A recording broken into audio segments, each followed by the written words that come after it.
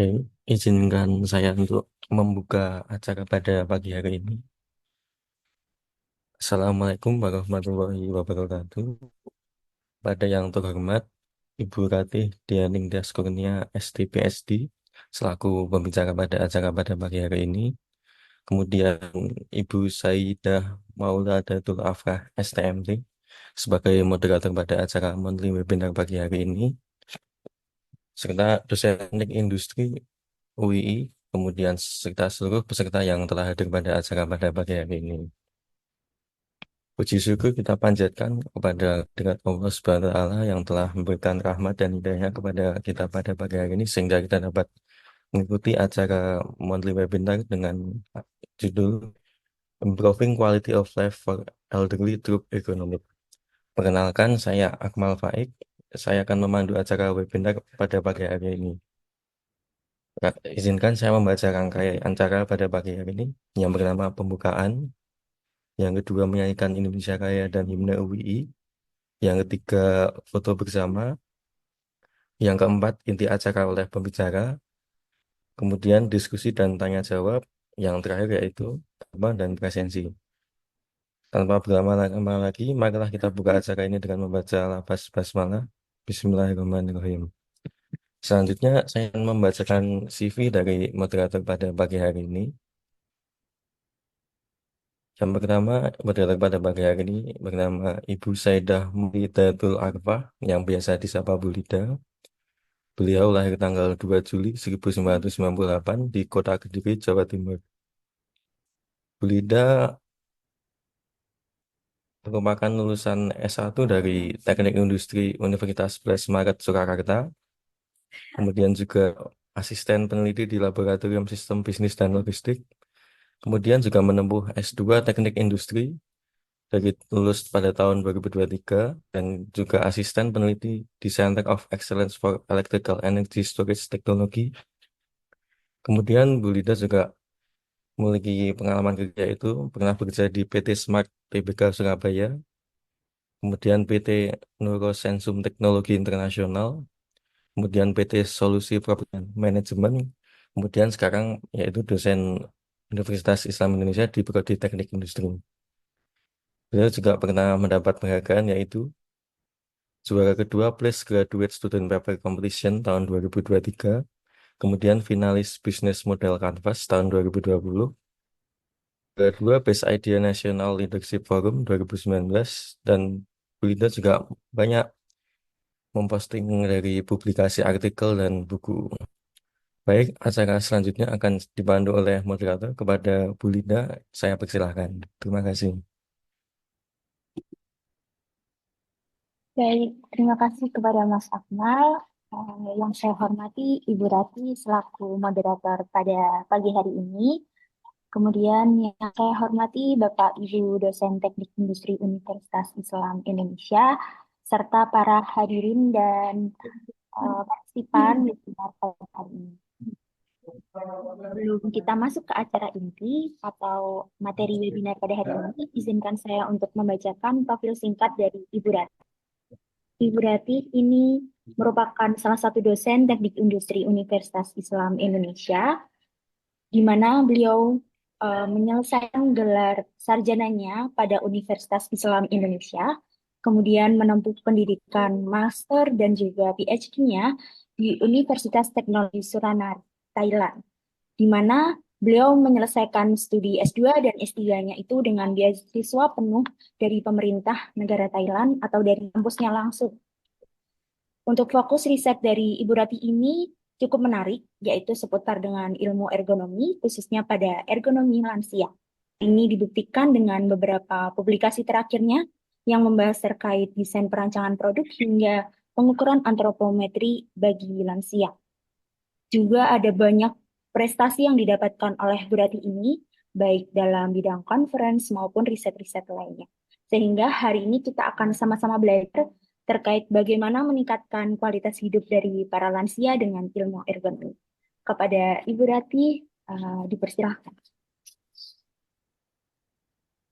Mohon maaf Bu Lida dan Bu Kati, ini sebelum kita lanjut acara selanjutnya kita akan foto bersama dulu. Jadi buat teman-teman mungkin bisa on cam terlebih dahulu untuk melakukan sesi dokumentasi. Terima kasih.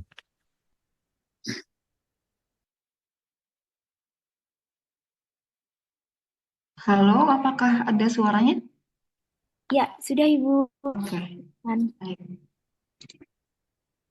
Ya, saya buka dulu ya. Assalamualaikum warahmatullahi wabarakatuh.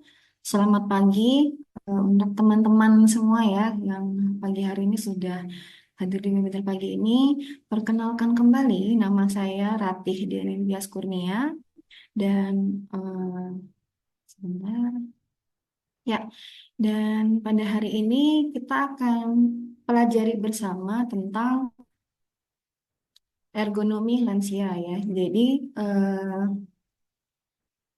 bagaimana sih kita bisa mengupayakan untuk meningkatkan quality of life atau kualitas hidup dari lansia dengan ilmu ergonomi?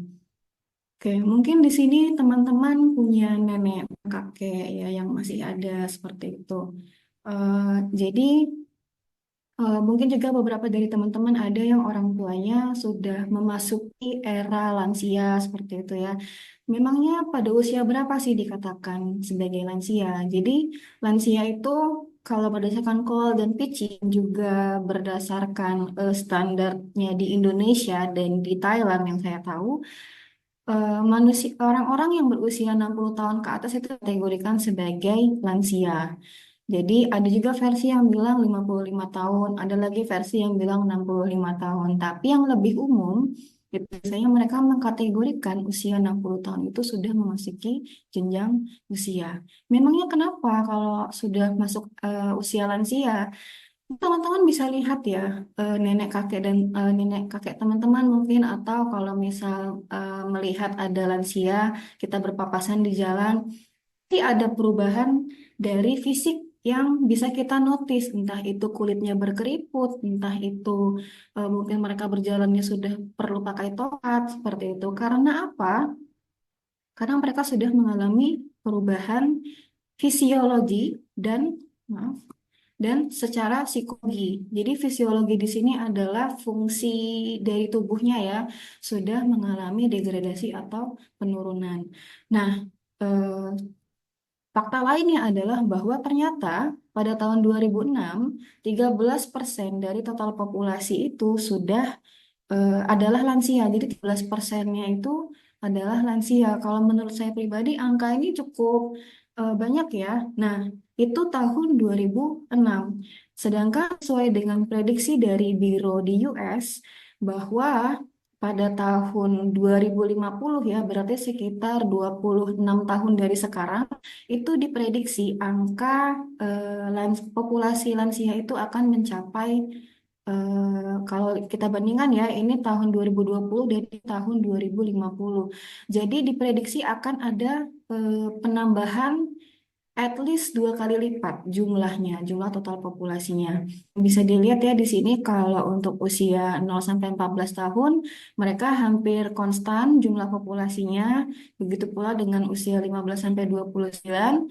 Nah, di usia 30 sampai 64 dan 65 tahun ke atas itu sudah mulai menebal ya size dari si grafiknya yang berarti total populasinya pada tahun 2050 nanti itu akan semakin banyak. Jadi akan lebih banyak lansia, bukan lebih banyak lansia ya. Jadi lansia ini akan semakin banyak jika compare dengan generasi muda yang jumlahnya segitu-gitu aja gitu. Hal ini didukung juga oleh United Nations ya. Nah, United Nations berkata memprediksi bahwa tahun 2023 itu, ini tahun 2020 ya dikeluarkannya, tahun 2023 dunia itu akan memasuki age society. Maksudnya apa? Age society di sini jika jumlah total populasi lansianya sudah mencapai 20% dari total. Nah, sedangkan tahun 2035 diprediksi akan mencapai 30%.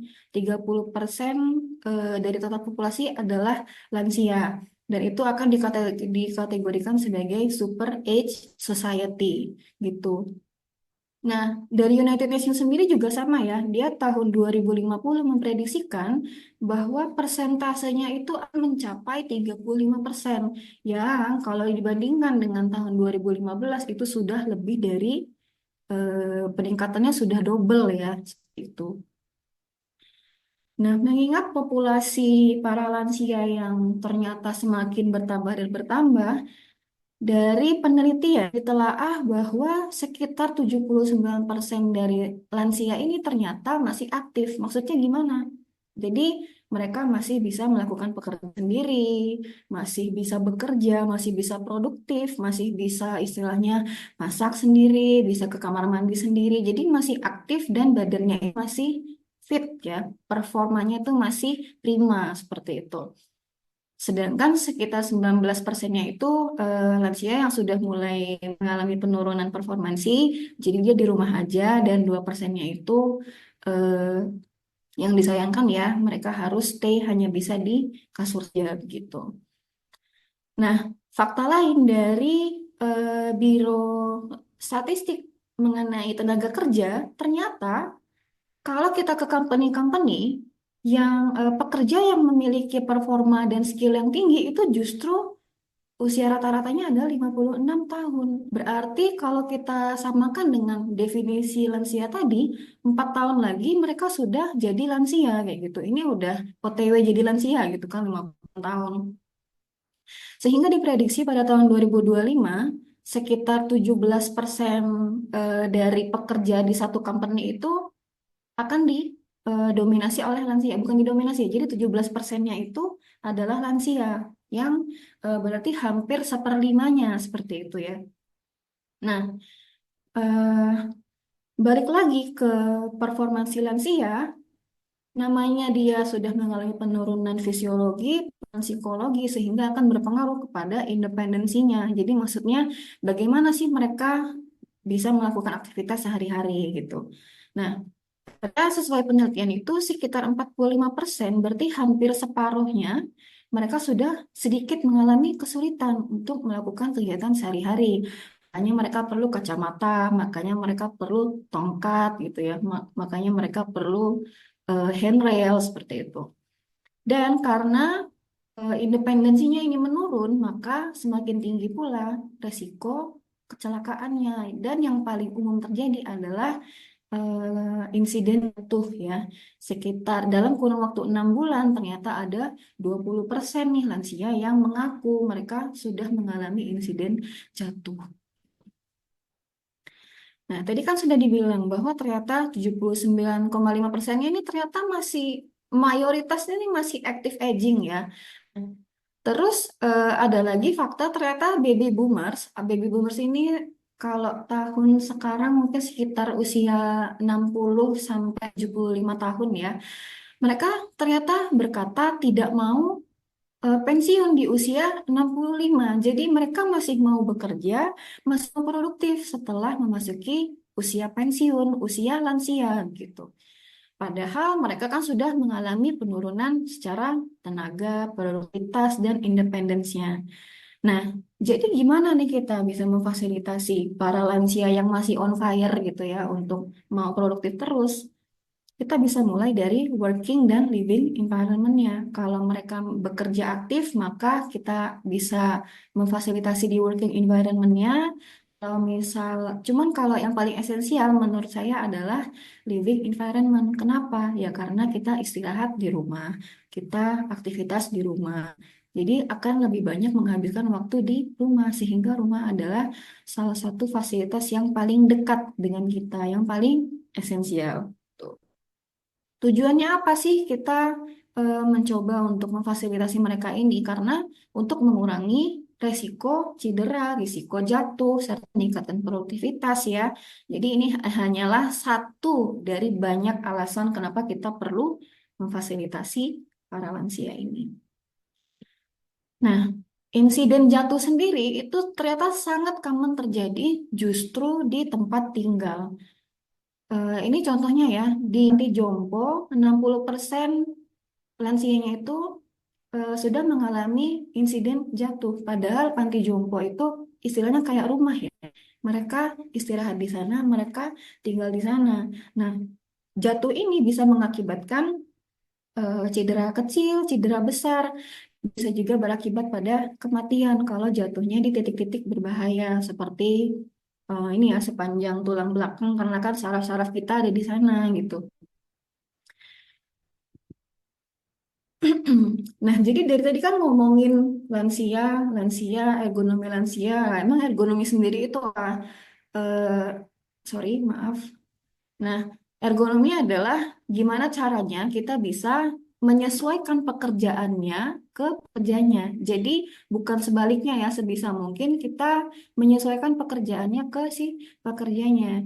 Jadi dalam case ergonomi lansia, bagaimana caranya kita bisa mendesain sebuah pekerjaan biar sesuai sama kapabilitas dan limitasi si pekerja lansia ini. Karena kan seperti saya mention, mereka sudah mengalami penurunan performansi.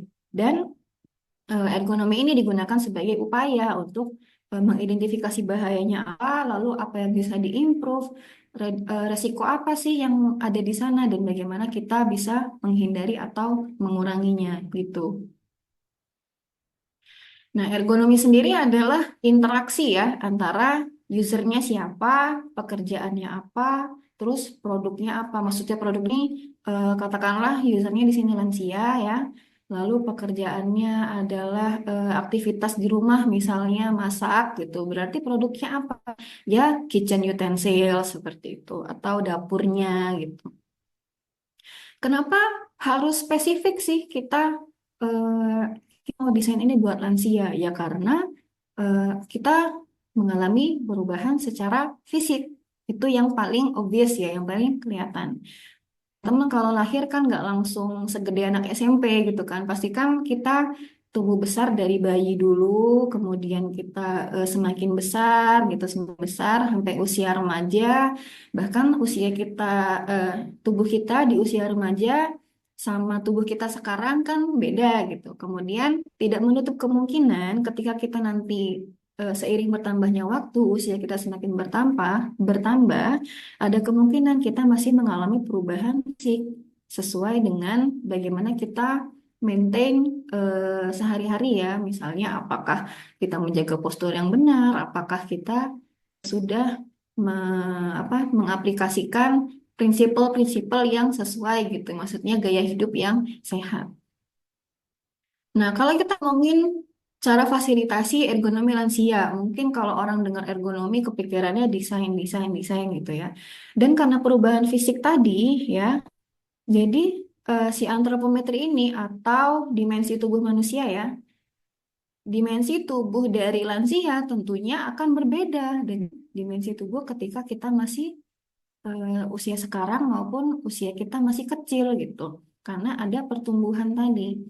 Dan kenapa kita perlu memperhatikan ini? Karena aging itu atau penuaan itu tidak bisa dihindari. Kayak saya mau denial, aduh saya ini masih muda kayak gitu. Tapi pada kenyataannya usia saya tetap terus bertambah seperti itu ya.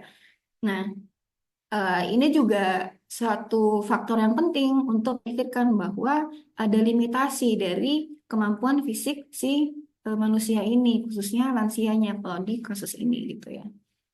Dan lagi karena ada perubahan fisik, maka yang didesain untuk yang muda itu tidak bisa, belum tentu bisa digunakan oleh yang lansia seperti itu. Jadi, oleh karena itu kita perlu mendesain supporting tools ya dengan mempertimbangkan hal ini. Gitu. Selain antropometrinya, karena dia tadi ada penurunan ya, penurunannya itu juga terjadi di kekuatan ototnya gitu. Kenapa orang tua ada pakai tongkat? Ya karena otot kakinya sudah tidak sekuat dulu untuk menopang tubuh gitu. Kenapa insiden jatuh banyak terjadi? Ya karena ototnya sudah berkurang kekuatannya. Jadi mereka menjaga keseimbangan pun sudah tidak seprima yang dulu begitu.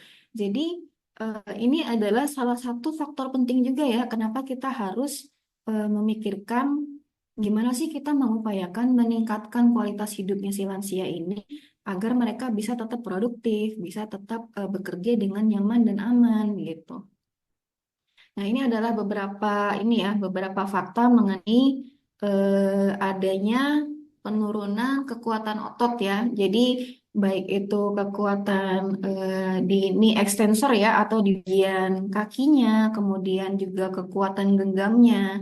Kekuatan genggam ini juga penting karena biasanya karena mereka tidak bisa bertumpu lagi pada kekuatan kaki, maka mereka harus bisa menopang dengan tenaga tambahannya dengan pegangan kayak gitu kan. Nah, jadi kekuatan grip itu juga perlu dipertimbangkan juga, gitu. Jadi emang kenapa sih peran ergonomi apa dong di sini gitu? Nah, ini sebagai info bahwa dengan fakta yang sudah dipaparkan tadi mengenai jumlah populasi lansia, jadi eh, diprediksikan ya in the next decade, jadi kayak 10 tahun ke depan itu lapangan pekerjaan itu malah akan didominasi oleh lansia gitu. Jadi kalau 50 tahun lagi tahun 2000 berapa tadi 2030 mungkin diprediksinya masih 17% ya. Tapi kita belum tahu nih nanti semakin semakin tahun ke tahun bisa jadi tetap bertambah si persentasinya tadi gitu jumlah workers yang lansia di sebuah company misalnya. Karena tadi ya, lansianya akan bertambah, tapi yang usia mudanya berkurang atau segitu-gitu aja gitu. Dan fakta bahwa para pekerja yang sudah memasuki usia pensiun ternyata tidak mau pensiun pada usia yang ditentukan, yaitu standarnya 65 tahun gitu. Dan fakta lainnya adalah bahwa banyak orang-orang yang sudah pensiun itu kembali bekerja. Tapi maksudnya kembali bekerja bukan ke company yang sama ya. Bisa bertani, bisa berwirausaha gitu. Jadi intinya mereka itu tetap mau produktif gitu. Gak bisa kayak cuman diem-diem aja di rumah, rebahan kayak gitu misalnya kan. Tetap ada ada yang harus dilakukan gitu. Mereka ingin terus produktif seperti itu. Nah, jadi PR kita adalah bagaimana mengaplikasikan si ergonomi ini untuk membuat tempat kerjanya menjadi lebih user friendly. Usernya di sini lansia ya, jadi lebih ramah kepada lansia gitu, agar lansia ini bisa menjadi lebih produktif. Lalu kita juga harus memikirkan tools-tools atau alat-alat susah digunakan. Gimana caranya kita meredesain agar toolsnya itu lebih mudah digunakan oleh lansia, karena kita mau pekerjaannya efisien gitu. Dan selanjutnya kontrol panel sih ya. Jadi misalnya kalau lansia itu kan tidak terpapar teknologi sebanyak generasi-generasi muda ya. Jadi eh, karena teknologi terus bertambah, terus semakin advance gitu. Jadi bagaimana cara kita juga harus memfasilitasi para lansia ini biar nggak terlalu outdated gitu. Biar gimana caranya, biar kalau misal mendesain sesuatu ya, interface-nya, UI UX-nya, control panel-nya itu masih gampang dipelajari. Jadi, oh kalau kita mau logout mencetnya di sini, oh kalau kita matiin alat mencetnya di sini gitu. Gimana kita merancang biar eh, tanpa harus banyak-banyak apa ya belajar ngelihat manual gitu. Sudah tahu bagaimana mengoperasikannya gitu. Nah, tadi kan saya mention ya, bahwa kita bisa mulai dari working sama living environment-nya.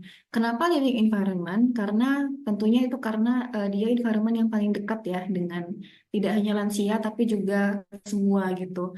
Dan kesehatan lansia itu dipengaruhi oleh bagaimana tempat tinggalnya. Dan kebanyakan lansia ternyata lebih suka untuk stay di rumah aja gitu, karena mereka kalau kata Kerbler di sini, mereka merasa emotionally tied gitu ke rumahnya gitu. Lalu adanya karakteristik fisik, karakteristik kognitif, dan karakteristik antropometri yang penting ya untuk dipertimbangkan kalau kita mau mendesain sesuatu untuk elderly ini. Nah, in this case kita bahasnya adalah living environment gitu.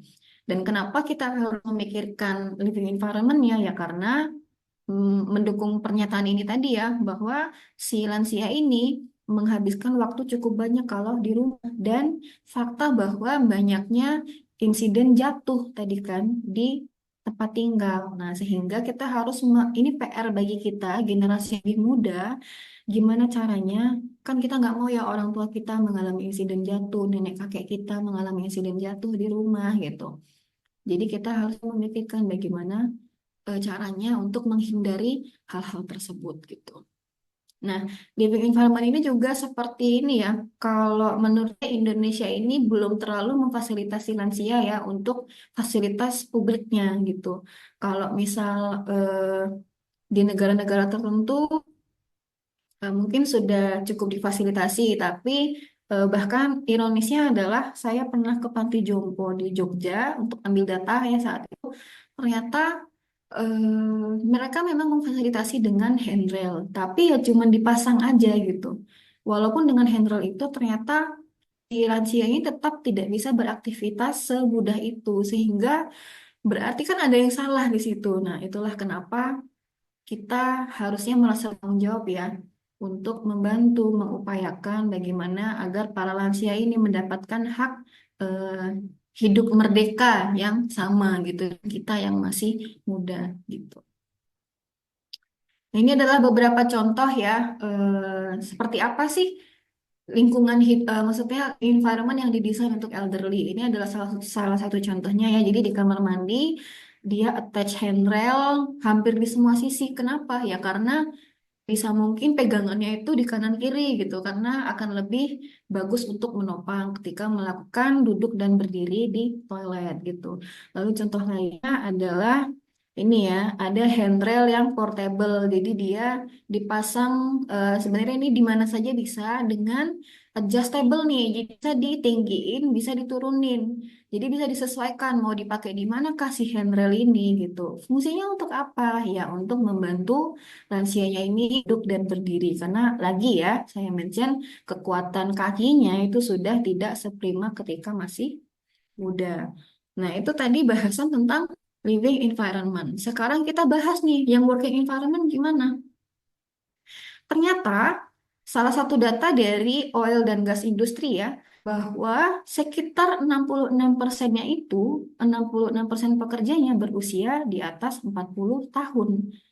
Nah, kalau bisa dilihat di sini 13%-nya sudah lansia, sedangkan 28%-nya itu hampir lansia. Jadi dia udah OTW nih, mau bentar lagi jadi lansia itu. Nah, tapi di sisi lain 63% pekerjanya ternyata memiliki eh, yang skillful itu memiliki 16 tahun experience. Coba teman-teman dulu 16 tahun yang lalu umurnya berapa? Ketika teman-teman masih batita, masih balita, orang-orang ini sudah bekerja seperti itu. Nah, oleh karena itu, concern barunya adalah baby boomers ini berpikir bahwa, waduh, kalau misalnya pensiun berarti akan bertemu nih staff yang experience-nya tinggi, yang skill-nya tinggi, yang tentu saja akan berefek kepada si company-nya ya, karena mereka membutuhkan tenaga-tenaga expert gitu. Nah, jadi gimana caranya biar bisa terjadi apa namanya transfer knowledge yang optimal, gimana caranya gitu. Nah, ternyata namanya transfer knowledge kan nggak bisa sebentar gitu kan.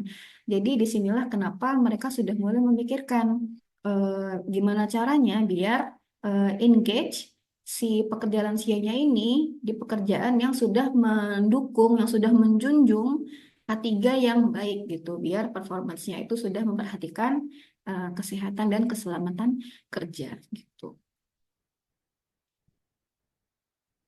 Nah, terus upayanya ada beberapa ya. Bisa dengan kita mendesain pekerjaannya dengan ini ya, dengan memperhatikan tadi bahwa jalan lansia itu sudah mengalami penurunan performansi dan juga sudah mengalami perubahan antropometri ya atau dimensi tubuh gitu.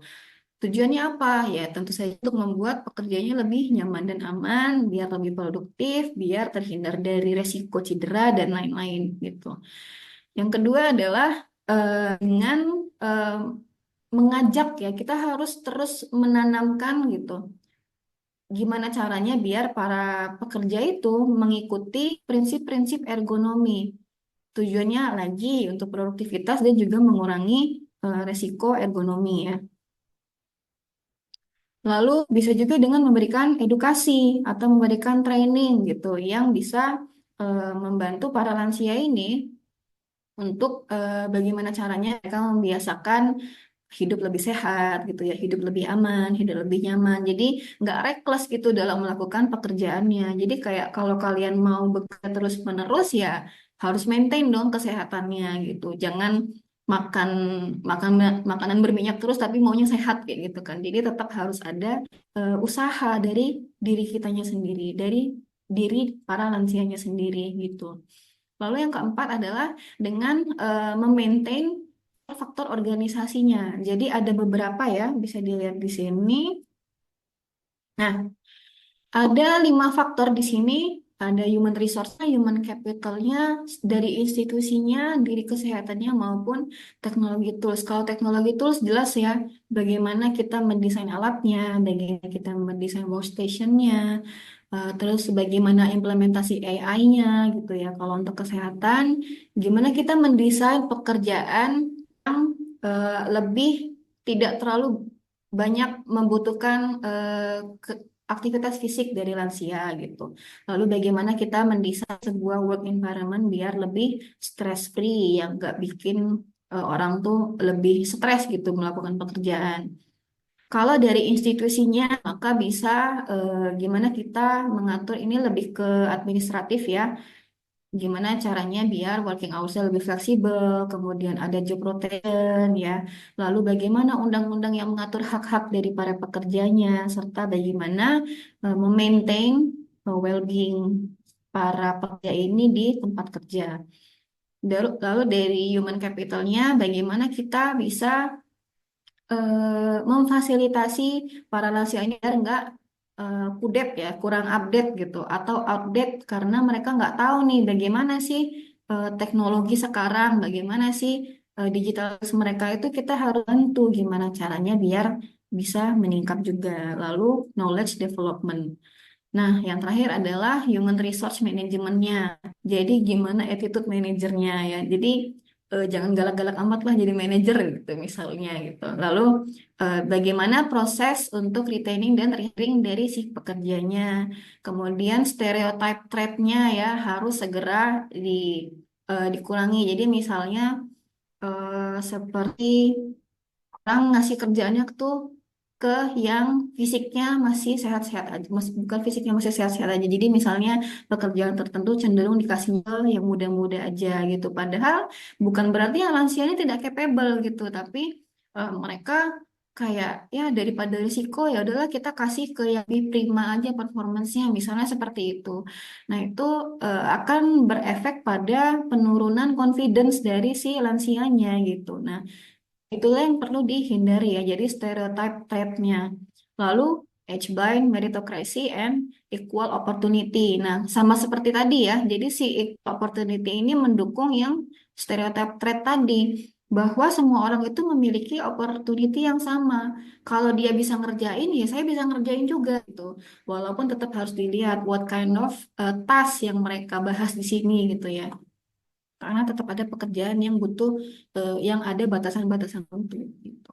Lalu memberi appraisal atau ya kita kalau misal orang lansia memiliki performa bagus ya tetap harus appraise yang begitu pula yang muda. Jadi tidak ada perbedaan dalam memberikan treatment seperti itu. Nah, itulah yang bisa mendukung bagaimana sih mendukung apa ya ergonomi kognitifnya si lansia tadi seperti itu.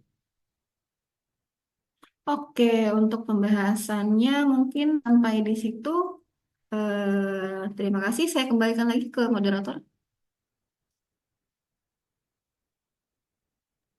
Ya, baik. Terima kasih Bu Rati atas materinya yang cukup menarik ya. Jadi tentang ergonomi lansia di mana diprediksikan tahun 2025 itu orang-orang yang akan menjadi lansia itu akan meningkat ya. Jadi makanya perlu untuk memperbaiki bagaimana peran ergonominya dalam mereka untuk memanfaatkan masa produktifnya gitu.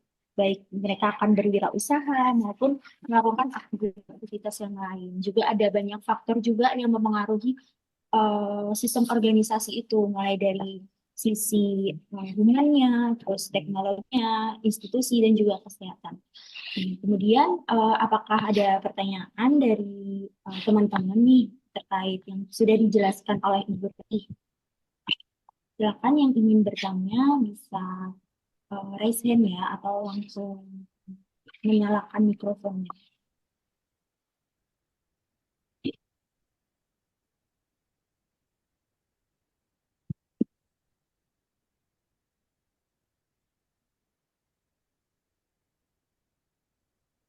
Kalau tidak ada yang bertanya, mungkin Ibu Ratih mau mengetes partisipannya nih, Bu. Oh, mau ngetes partisipannya. Oh, oke, ada pertanyaan sepertinya. Silakan, Mas Adam. Ya, makasih Bu Saidah. Dan makasih juga Bu Rati yang telah menjelaskan atau share ilmu terkait ergonomi pada lansia ini.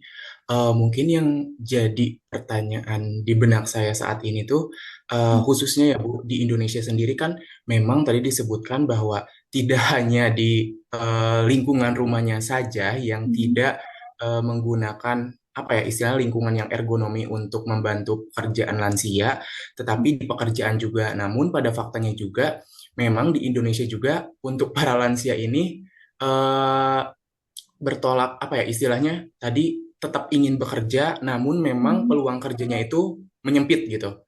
Nah, untuk dua hal ini kita gitu sebagai yang memang bisa mendesain lingkungan dan lain-lain, hal yang paling utama yang harus kita lakukan itu seperti apa ya Bu? Apakah mendesain lingkungannya atau memang kita mencegah dari awal gitu? Misalnya yang tadi Ibu sebutkan untuk di umur segini kita harus lebih hidup sehat dan lain-lain karena cukup sulit juga ya Bu karena di Indonesia sendiri kan istilahnya tidak hanya lansia tapi remaja juga kadang susah gitu untuk di apa ya diberikan kenyamanan tapi malah dirusak gitu fasilitasnya seperti itu Bu. Pertanyaan saya. Terima kasih Bu. Oke, terima kasih. Ya, iya ya, karena memang concerning ya. Kadang kita idealnya adalah kita mau mendukung dengan menciptakan A, B, C, D gitu. Tapi faktanya ketika diaplikasikan, bahkan si target yang mau kita bantu ini ternyata awareness-nya masih kurang seperti itu. Jadi kayak maunya dibantu tapi nggak mau usaha, kasarnya kayak gitu ya. Nah, jadi sepertinya saya tadi mention juga ya dari materi yang saya bawakan bahwa ya memang harus dimulai sejak dini, Mas. Jadi nggak bisa kita ya namanya kita kalau menerima perubahan secara mendadak pasti kaget seperti itu. Jadi memang ini adalah PR jangka panjang ya. Kita harus membiasakan dulu. Jadi caranya seperti apa? Dari kami misalnya mereka harus mulai mengaplikasikan dari awal kalau misalnya orang-orang yang sudah memasuki usia pensiun diberi pembekalan seperti itu bahwa hey pensiun itu tidak seburuk itu kayak gitu. Jadi kayak apa yang kamu takutkan misalnya seperti itu. Nah, tapi juga kan saya tadi mention bahwa di Indonesia ini fasilitas publiknya kurang mendukung untuk jadi kayak mereka hanya memikirkan mayoritas dari penduduknya aja ya. Jadi yang kayak usia usia masih masih prima, masih performanya masih oke. Tapi mereka kurang memperhatikan ternyata lansia itu tuh juga butuh refreshing loh kayak gitu di fasilitas publik gitu. Eh, jadi beberapa hal yang bisa saya inisiasi misalnya ya bisa dengan mengadakan konseling, kemudian jadi gradually ya nggak bisa langsung brek seperti itu. Kemudian kalau untuk gimana caranya building confidence dari si para lansia ini. Jadi misalnya komunitas sosialnya seperti apa itu kalau pas saya masih di Thailand kalau saya sore-sore ke taman itu biasanya komunitas lansia lagi pada tai chi bareng kayak gitu ya. Jadi mereka gimana caranya maintain kesehatan mereka seperti itu. Jadi kalau contoh ini si lansianya sudah ada awareness gitu bahwa oh saya ini harus gerak gitu ya. Oh ini mungkin hal yang perlu saya mention ya bahwa memang kebiasaan itu perlu dibangun. Jadi teman-teman tolong mulai encourage orang tuanya, encourage kakek neneknya, ayolah ajak jalan sore bareng misalnya kayak gitu. Kemudian ajak olahraga bareng, exercise yang ringan-ringan aja karena ini akan efeknya jangka panjang gitu ke kesehatan dan ke performansi dari si lansianya. Karena penurunan performansi yang saya mention tadi itu tidak sama terjadi di semua orang. Jadi misal 50 tahun langsung menurun itu enggak gitu. Jadi gimana usia selnya? Mereka kalau misal maintain good health sejak dini, maka ya ketika mereka tua pun performansinya itu masih bisa prima. Nah, jadi kalau misal untuk secara kognitif ya bisa dibantu dengan tadi ya relaksasi, training, kemudian memberikan konseling. Nah, kalau yang fasilitasi secara fisiknya, living environment-nya gitu, ya tadi aja panti jompo masih belum sesuai gitu kan memberikan supporting tools-nya gitu. Jadi memang ini PR-nya itu untuk dari pemerintah pun masih banyak PR-nya gitu. Nah, kalau kita bisa berupayanya ya mungkin dari komunitas yang terkecil dulu seperti itu, Mas. Jadi bisa dari kita membantu katakanlah orang tua di rumah kita dulu atau nenek kakek kita gitu. Kalau bisa berkontribusi lebih bisa mulai bergeser ke fasilitas publik, di panti jompo atau taman-taman kota seperti itu ya kita beri fasilitas biar yang refreshing itu nggak cuma anak-anak doang gitu atau orang jogging-jogging tapi lansia juga bisa menikmati sesuatu di sana kayak gitu itu bagus untuk psikologis dan juga fisiologi dari si lansia. Semoga menjawab ya Mas ya. Oke, ada pertanyaan lagi? Ya, Ibu, ini ada pertanyaan lagi Mhm. dari Ragil di kolom chat. Bagaimana penyeimbangan antara fasilitas yang membantu dengan fasilitas yang melatih lansia untuk keterbatasannya, misal di lift atau tangga ramah lansia? Oke, ini Mas Ragil ya. Terima kasih Mas nonton juga gitu. Bagaimana penyeimbangan antara fasilitas yang membantu dengan fasilitas yang melatih lansia untuk keterbatasannya, misal lift atau tangga ramah lansia. Kalau kita ngomong Indonesia sendiri, mungkin teknologinya belum se-advance di negara-negara lain ya Mas. Jadi beberapa negara tertentu mereka sudah misalnya tangga sudah di-divide nih, mana yang buat disability, mana yang buat orang normal. Lalu biasanya mengkhususkan lift itu hanya untuk penyandang disabilitas saja. Jadi yang sehat-sehat itu dilarang untuk mengakses fasilitas yang sama. Nah, kalau fasilitas yang membantu dengan yang melatih lansia, sebenarnya kalau melatih, ini definisi saya ya Mas, kalau melatih ya sudah pasti membantu. Jadi gimana caranya kita ini dulu deh, misal aktivitas toilet gitu ya. Gimana caranya kita membuat mereka tidak terlalu effort gitu untuk memberikan banyak apa sih namanya tekanan di ototnya gitu. Jadi ya caranya gimana kita beri rel gitu. Jadi biar mereka bisa pegangan ketika berdiri maupun ketika duduk karena dari yang saya teliti itu memang penurunan paling banyak di daerah kaki ya. Nah, oleh karena itu lansia sudah banyak yang menggunakan tongkat. Nah, jadi eh, mungkin kalau di beberapa daerah tertentu sudah ada fasilitas-fasilitas yang disediakan di tempat umum untuk para lansia, tapi untuk di Indonesia sendiri memang sepertinya cukup minim ya. Kalau tangga ramah lansia, jadi gimana ya? Saya menggambarkannya itu, jadi karena mereka langkahnya lebih kecil dibanding dengan kita yang masih normal gitu ya. Jadi anak tangganya lebih apa namanya lebih rendah dibandingkan dengan anak tangga yang usia rata-rata seperti itu sehingga bisa didesain bersebelahan. Jadi yang sebelah kiri khusus lansia ya sambil eh, ada pegangannya gitu kan, ada handrailnya dengan kan yang lebih pendek. Kemudian untuk yang normal, yang usia dewasa, usia aktif seperti kita bisa menggunakan tangga biasa. Jadi hal-hal seperti ini yang menurut saya bisa mensupport gitu, yang lebih inklusif untuk para lansia ini gitu, Mas Ragil. Semoga menjawab, Mas. Makasih, Mas Ragil. Oke. Ada pertanyaan lagi dari peserta yang lain.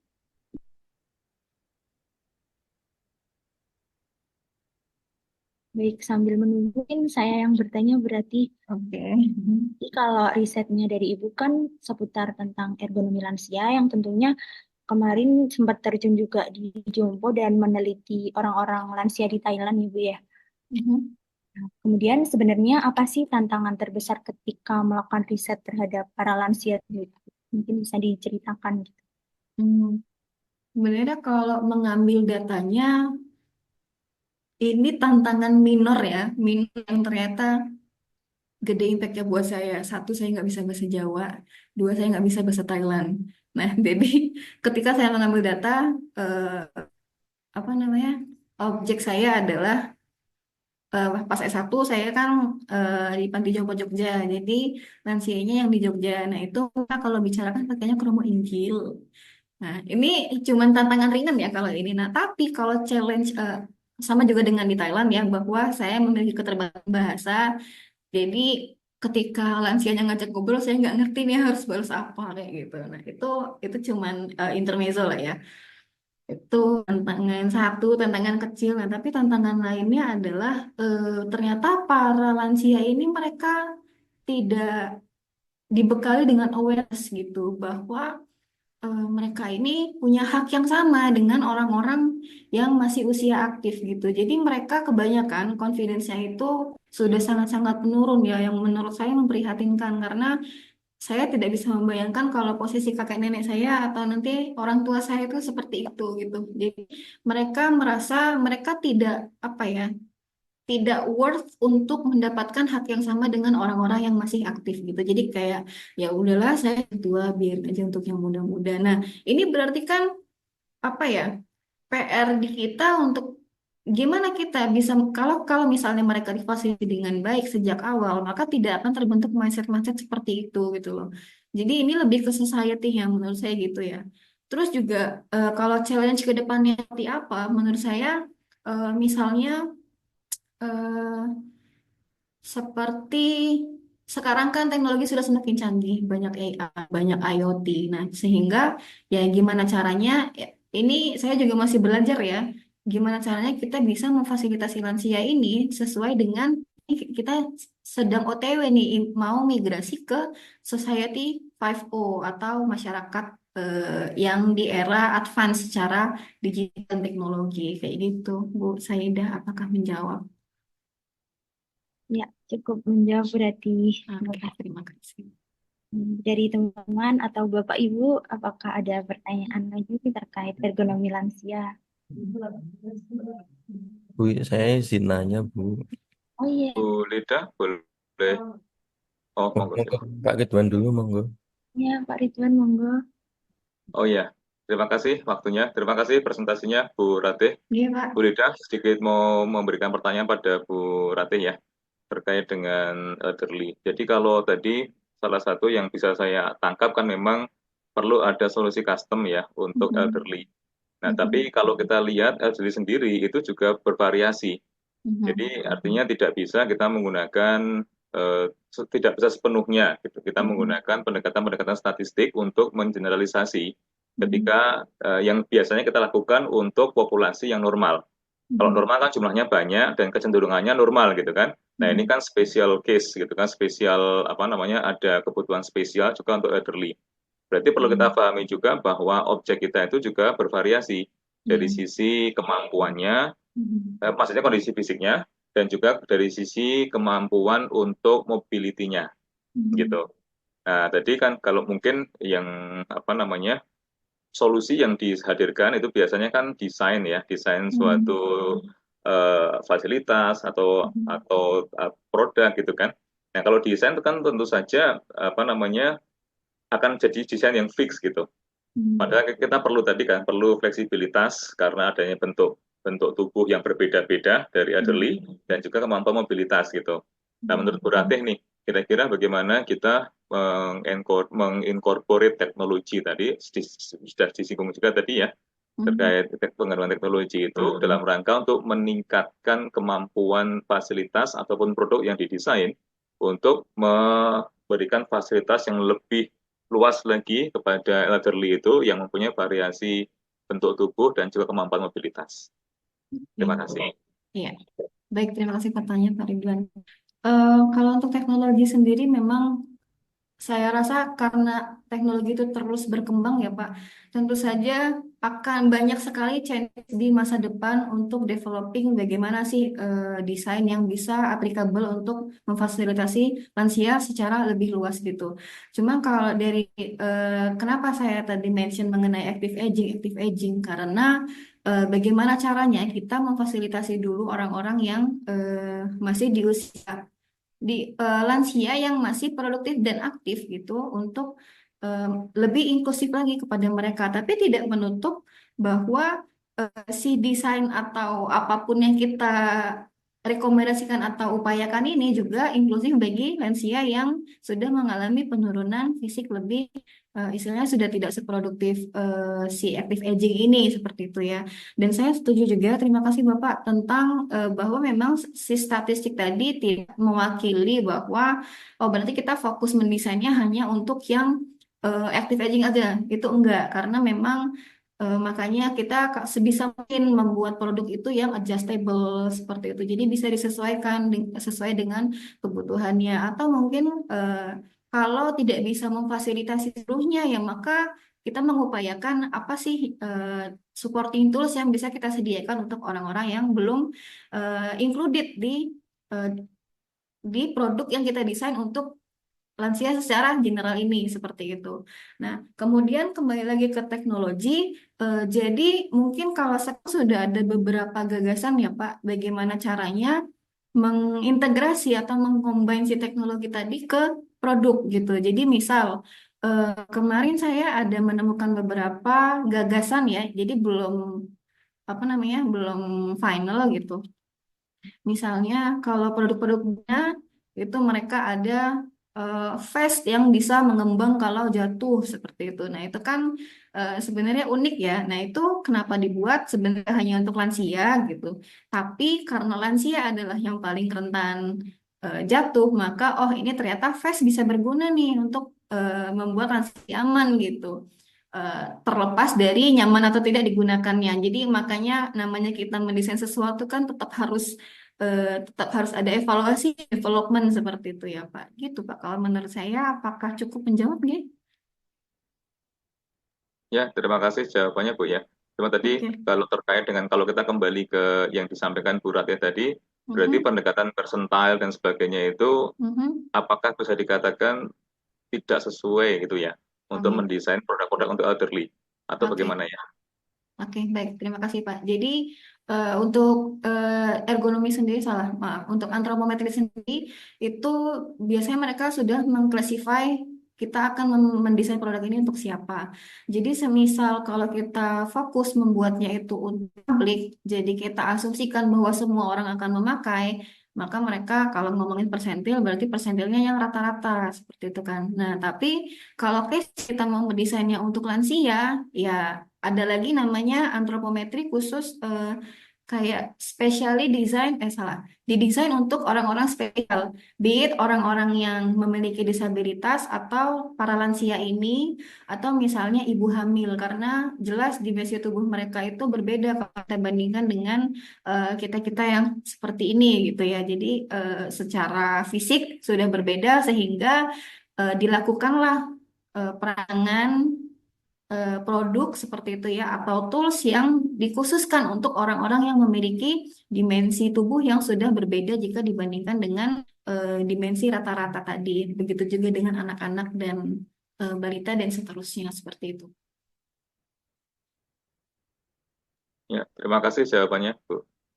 Oke, terima kasih Pak Ridwan. Terima kasih Pak Ridwan atas pertanyaannya. Mungkin kita lanjut kepada penanya berikutnya. Saya izin menanya, Bu, ketika melakukan Mhm, penelitian antara lansia di Thailand, mhm. berbeda dari lansia di Thailand sama lansia di Indonesia itu kayak ada perbedaan yang menonjol gitu nggak, Bu? Kayak misalnya kalau di Thailand tuh lansia lebih gimana, sedangkan kalau di Indonesia itu lebih bagaimana gitu, Bu. Terima Mhm. kasih. Oh, oke, terima kasih. Kalau dari yang saya amati, tapi menurut saya jawaban saya mungkin tidak bisa dianggap general ya, karena saya hanya meneliti di 3 panti jompo di Jogja, kemudian 3 desa di Thailand ya. Nah, perbandingan yang saya lihat adalah mungkin karena lagi-lagi saya di Thailand desa, sedangkan di Jogja di Panti Jompo. Jadi kalau di Panti Jompo ini kan memang isinya orang-orang yang sudah menghabiskan waktunya memang di sana. Sedangkan yang di desa ini sebenarnya saya ada datanya Eh, Mungkin bisa saya tampilkan ya. Boleh ditunggu sebentar, Mas. Oke.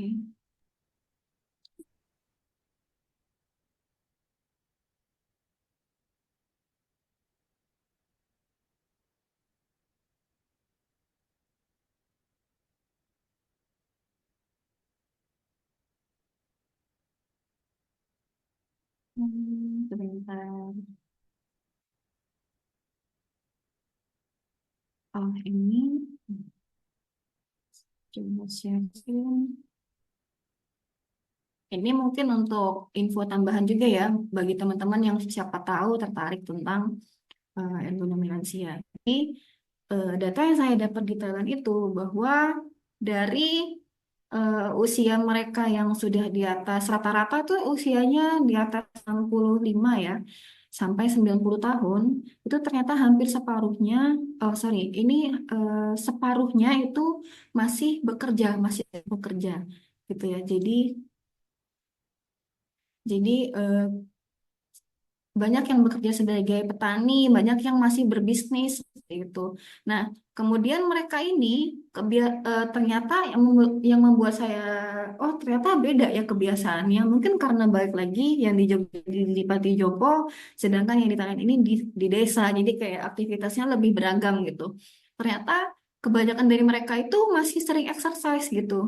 Yang tidak exercise itu cuman, sorry, yang tidak exercise itu cuma 3,6% aja. Sisanya itu berarti sekitar 90 sekian persen mereka masih sangat aktif melakukan exercise, yaitu bisa naik sepeda, bisa tai chi, bisa yoga, dan lain-lain gitu.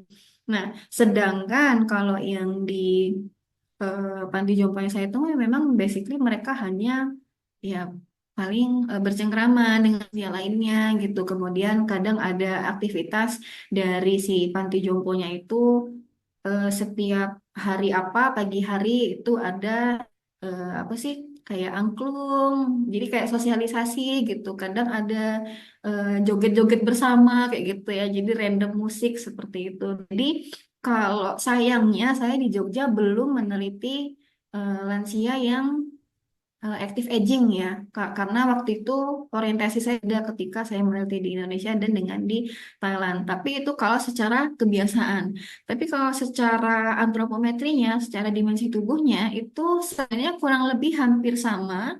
Tapi karena saya membandingkan juga dengan beberapa negara lain, ya memang kalau Asia Tenggara itu kurang lebih ukurannya masih mirip ya. Tapi ketika kita compare-nya dengan Australia, kita compare-nya dengan eh, mana negara-negara yang memiliki banyak apa ya ras di dalamnya gitu ya, jadi udah campuran berbagai ras gitu, biasanya mereka kalau Asia Tenggara itu cenderung lebih kecil atau lebih pendek tuh kalau dibandingkan dengan negara-negara lainnya, seperti itu Mas Akmal.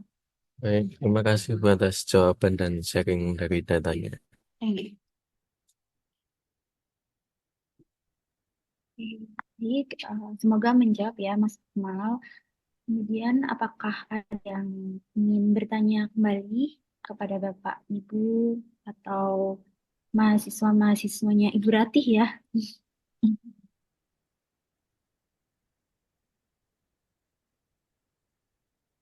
Atau Ibu Ratih mau ngasih tebak-tebakan nih ke... nggak apa-apa kah? Ada riuhnya nggak gitu? Saya mau ngasih tebakan sih kalau misal boleh. Ya, boleh Bu. Ini Mungkin mungkin terkait lebih ke ya dengan... maaf. Ini mungkin lebih ke pertanyaan ya. Kalau sekarang kan kita sudah mulai harus concern ke SDG ya, Sustainable Development Growth gitu. Nah, saya pengen tahu apakah teman-teman di sini ada gambaran kalau lansia ini kita kira-kira bisa support SDG yang mana ya gitu. Mungkin ada yang bisa menjawab.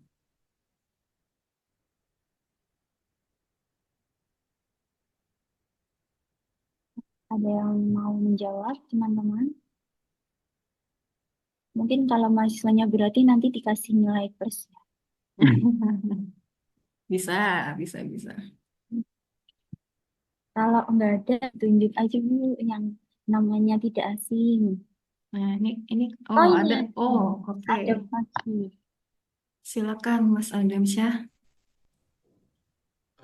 Kalau dari saya mungkin Bu, pendapat saya Mhm, itu di poin yang ketiga kalau tidak salah Bu, mhm. itu di Tentang apa itu? kehidupan sehat dan sejahtera gitu kalau tidak salah. Ya. Iya poin Aha. ketiga atau Good keempat. health and well-being ya. Iya Bu. Jadi Oke. kalau tidak salah tuh dijelasin kalau misalnya di poin ketiga itu lebih ke menjamin Mhm, kehidupan yang memang meningkatkan kesejahteraan penduduk dari kalangan usia, maksudnya semua usianya gitu. mhm. Oke, kalau menurut saya jawabannya sudah tepat ya, Bu. Masnya mahasiswa saya bukan ya gitu. Sekarang lagi ngambil mata kuliah saya nggak, Mas? Oh, sekarang tidak Bu. Saya tidak Oh, oke. dengan mata kuliah Ibu gitu. Masnya dari UI kan? Maaf ya, saya masih baru jadi saya kurang familiar. Iya Bu, saya dari UI dulu Oh, di semester 4 pernah bertemu sama RSKE Bu. ya? Betul Bu, di Oh kelas Bu. iya, iya, iya. Saya familiar mukanya tapi fokus sotoy gitu kan. Oke Mas, terima kasih jawabannya. Menurut saya tepat sekali ya. Jadi benar kalau misal SDG korelasinya sama ergonomi lansia apa ya, kita bisa eh, tadi ya concernnya itu good health dan well-being atau kesejahteraan dari si lansianya. Jadi tentu saja dengan adanya ergonomi lansia ini applicable banget untuk mendukung sustainable development sama growth-nya society ya, karena balik lagi kita ini sedang migrasi ke society 5O seperti itu. Bu Lida, saya kayaknya baru satu pertanyaan aja untuk hari ini gitu. Mungkin Bu Lida yang mau ngasih pertanyaan gitu. Silakan. Mungkin ini udah tidak ada yang bertanya lagi ya Bu, di sini. Dari berarti ada tambahan kalau cukup mungkin kita cukupkan. Oke, dari saya sekian sih. Terima kasih sudah menyimak ya. Mudah-mudahan ada beberapa yang terinspirasi untuk nyemplung ke bidang ini dan feel free untuk berdiskusi dengan saya kalau misal mau berdiskusi tentang ergonomi lansia sendiri. Baik, terima kasih. Untuk forum materinya saya tutup dulu. Terima kasih. Wassalamualaikum warahmatullahi wabarakatuh. Waalaikumsalam warahmatullahi wabarakatuh. Waalaikumsalam. Terima kasih berarti atas materi yang cukup menarik dan cukup memberikan teman-teman pengetahuan baru. Kalau begitu, sesi ini saya kembalikan kepada Mas Akmal selaku MC. Baik, terima kasih banyak kepada Bu Gati atas materinya yang sangat informatif dan inspiratif, dan terima kasih kepada Bu Lida selaku moderator pada acara hari ini. Sebelum acara kami tutup, di sini saya akan meng-share link presensi kehadiran untuk dapat diisi oleh para hadirin, dan ada sekedar informasi untuk bulan depan akan ada webinar selanjutnya, yaitu webinar yang diisi oleh Bapak Muhammad Sugarindra yang akan diinfokan lagi di Instagram Teknik Industri UI. Terima kasih. Untuk kita mungkin bisa mengisi link presensi tersebut.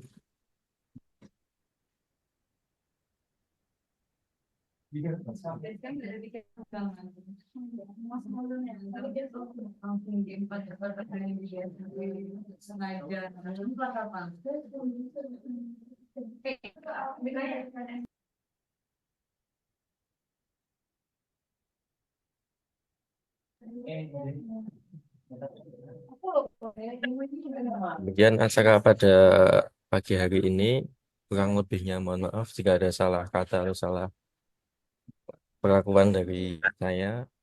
Akhir kata saya Akmal Faik mengucapkan terima kasih dan sampai jumpa pada acara webinar selanjutnya. Wassalamualaikum warahmatullahi wabarakatuh. Waalaikumsalam. Buat yang belum mengisi, segera bisa mengisi link presensi di komentar ya. Terima kasih. Saya pamit ya.